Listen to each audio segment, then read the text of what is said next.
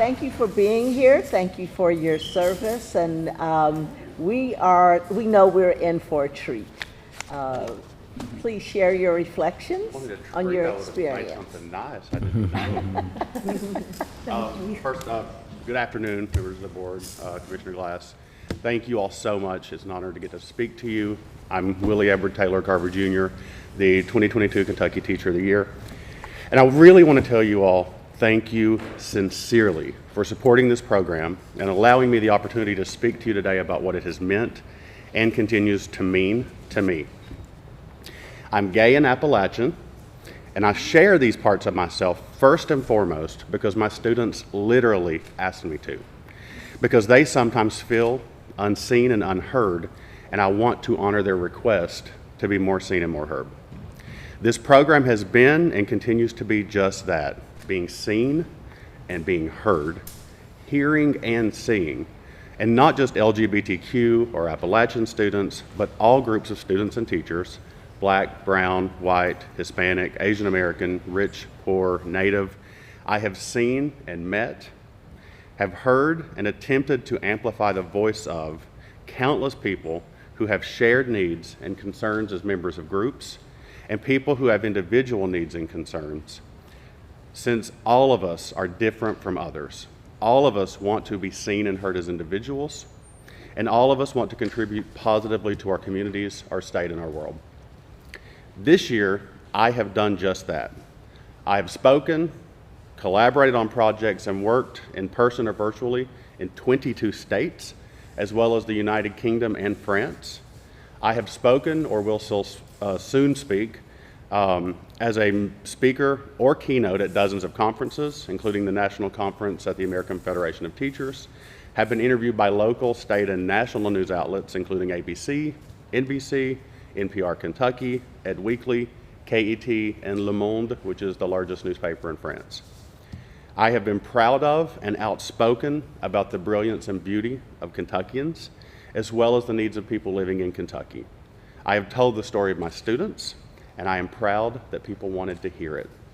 That story has been told by national and international venues, including those listed above, as well as NPR National, Advocate, which is the world's most widely disseminated LGBTQ source, the Daily Mail out of the UK, which has an audience of 218 million visitors per month, and an upcoming professional development at KET. I also got to speak to President and Dr. Biden. I told them about a young boy in Kentucky whose father reached out to me the night before I met them, actually, in pain, because that boy was not accepted when he chose to share parts of himself to his classmates and teachers. And so I advocated for Kentucky students that I don't know in the precious moments I got with an American president, because I'm a Kentucky teacher, and that's what we do. We fight for our state's most valuable resource, our children. And sitting on my kitchen table right now is a package I have yet to open from the American president to a young boy in Kentucky that I haven't met. I spoke before Congress, before the Subcommittee on Human Rights, before the same U.S. Representative Raskin, currently presiding over the January the 6th Committee, alongside the world's leading experts on human rights and Ruby Bridges, and I told my students' story. I've been contacted by literally thousands of people who have sent words of encouragement and commented on the strength of Kentucky students, have received hundreds of letters, messages, and postcards from people all around the world, including an entire middle school class in Connecticut and teachers in France, England, and China. I have spoken, too, on paper, and people want to hear. This year, I've been published by the American Federation of Teachers, the Courier Journal, the Lexington Herald Leader, Education Post, the Moorhead Writing Project in conjunction with the Hyman School, the Council Chronicle, Kentucky Teacher, Narrative 4, and the Washington Post. I even got the opportunity to publish a book. My advocacy led me to getting to meet lots of Appalachian artists, either online or in person, people like Chris Offutt and Silas House, to me even becoming friends with some authors like Nima Avashia, Robert Gipe, and Kentucky Poet Laureate Crystal Wilkinson, the latter two of whom encouraged me in my creative fiction that looks at the role of education in the life of Kentucky children, and fiction for which I have a tentative offer for publication as of yesterday. Also, I went to space camp. have I mentioned Space Camp? Because Space Camp rocks. And that's my segue into what this experience has really meant. Yes, there has been voice, but voice is just the medium of what matters. It is the access point to what is important, people. Space Camp was and will be one of the most interesting moments of my life for a lot of reasons, and those all revolve around people, and most importantly, students and teachers. Space Camp is actually really hard. There are lots of numbers, there are obstacle courses, there are 14-hour days, and it's hot because it's Alabama and it's July. And there are issues in any system that exists, including Space Camp, issues that we're all facing together, issues that deal with how we relate to people in those systems. And I watched these beautiful people around me, these state teachers of the year, be reduced to tears, these grown adults, more than a few times during this cool, but albeit goofy cool kind of experience.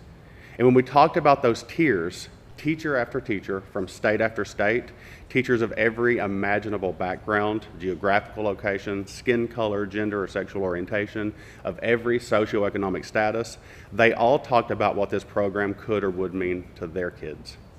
And they were brought to tears. Tears because of issues their kids might face there, and tears because of issues their kids might face in trying to get there. A place that is wildly innovative and that every kid should have access to. Love pervades education. It is why we are here. We do not just deliver content to the kids in the room, we sit with them.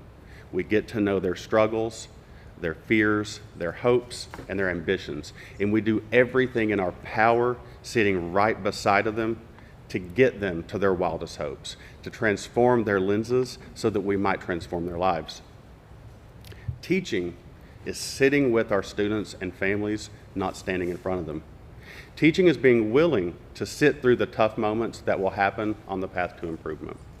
Teaching is helping make that change happen, which means speaking up to get what our kids need, taking away what harms them, and changing those systems that need changing. This has been what I have learned.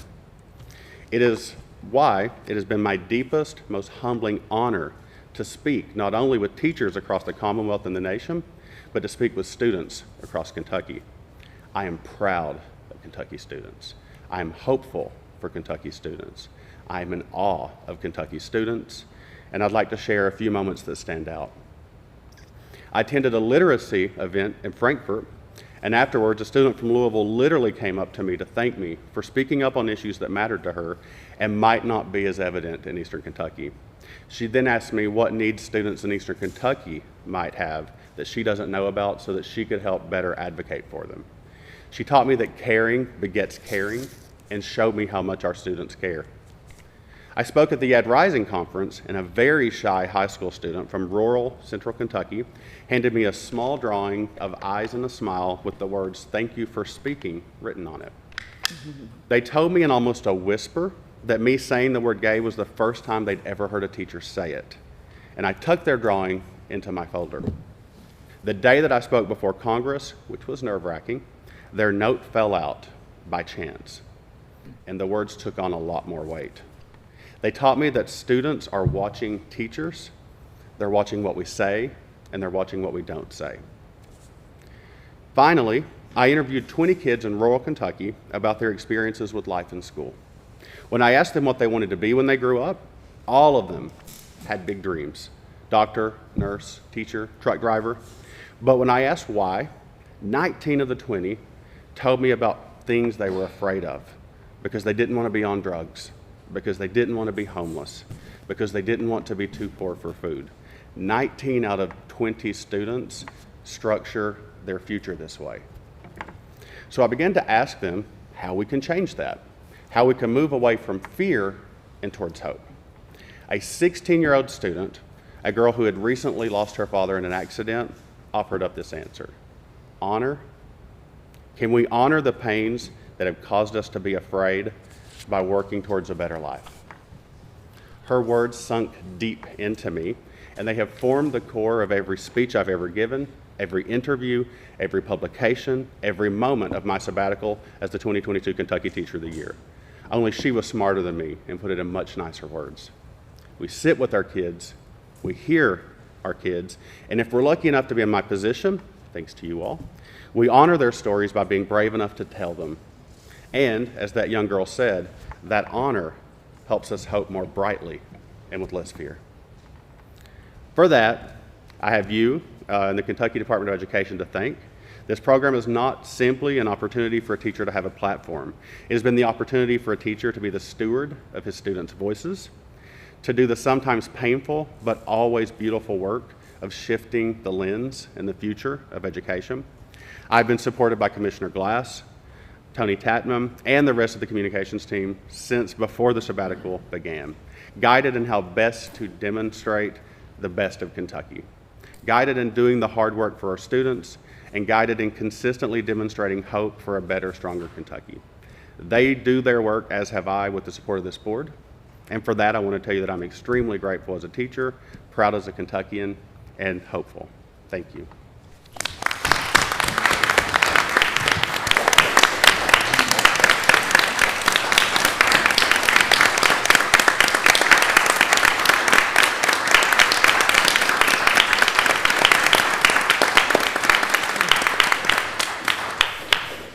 Willie, thank you.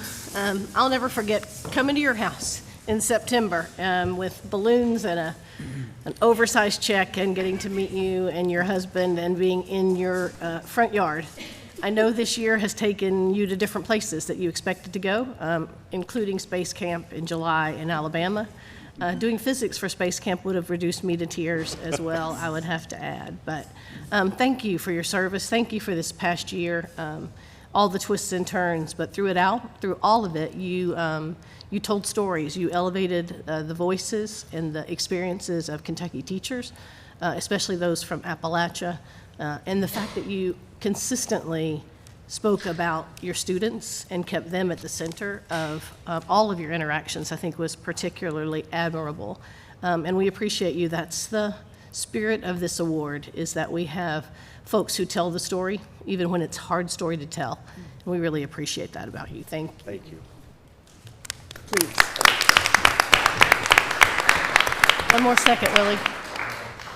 Willie, I've told you many times I've never seen a Teacher of the Year do as much with this year as you have. You have redefined really what a Teacher of the Year is able to accomplish, and so I think it breaks the mold and it sets a new expectation for everyone who follows you about what you can accomplish with this year. I'm excited about that, but I'm even more excited about what's ahead for you. That you have an incredible future ahead of you, going to continue to make so much impact here in Kentucky and across this country. So we're fans. So keep going.